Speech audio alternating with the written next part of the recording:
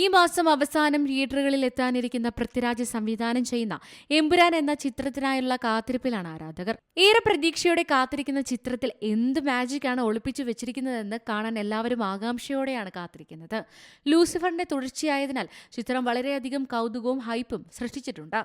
ഒരു action packed thriller വാഗ്ദാനം ചെയ്യുന്നുണ്ട് ലൂസിഫർ. അതേസമയം കുറെ കാലത്തിന് ശേഷം വ്യത്യസ്തമായ ലുക്കിൽ പ്രത്യക്ഷപ്പെട്ട പൃഥ്വിരാജിന്റെ ചിത്രം വൈറലാവുകയാണ്. താരം തന്നെയാണ് ഇൻസ്റ്റഗ്രാമിൽ ചിത്രം പങ്കുവച്ചത്. സംവിധാനം ചെയ്ത സിനിമ പൂർത്തിയാക്കി കൈമാറിയെന്നും ഇനി നടനെന്ന നിലയിൽ പുതിയ രൂപമാണെന്നും പൃഥ്വി ചിത്രത്തിൽ അടിക്കുറിപ്പുമായി പറയുന്നു. ഒരു സംവിധായകൻ എന്ന നിലയിലുള്ള ഉത്തരവാദിത്തങ്ങളെല്ലാം പൂർത്തിയാക്കി. സിനിമയുടെ മാർക്കറ്റിംഗ് അടക്കമുള്ള കണ്ടന്റുകളും എല്ലാം കൈമാറിക്കഴിഞ്ഞു. അടുത്തത് അഭിനേതാവ് എന്ന നിലയിൽ മറ്റൊരു ലുക്കിലേക്ക് മാറുകയാണ്. കഥാപാത്രത്തിനായി അന്യഭാഷയിൽ നെടുനീളൻ മോണലോഗുകൾ ഉണ്ടെന്ന് ഇപ്പോഴാണ് അറിയുന്നത്. അതെങ്ങനെ പറയുമെന്നോർത്ത് ഇപ്പോഴേ പരിഭ്രമിച്ചു തുടങ്ങി എന്നിങ്ങനെയാണ് പോസ്റ്റിൽ പറയുന്നത്. ഭാഷയോ സിനിമയോ ഏതെന്ന് പൃഥ്വിരാജ് വെളിപ്പെടുത്തിയില്ലെങ്കിലും ആരാധകർ അഭ്യൂഹങ്ങളുമായി എത്തുന്നുണ്ട്. എസ് രാജമൗലി ചിത്രമാണെന്നാണ് ആരാധകർ പറയുന്നത്.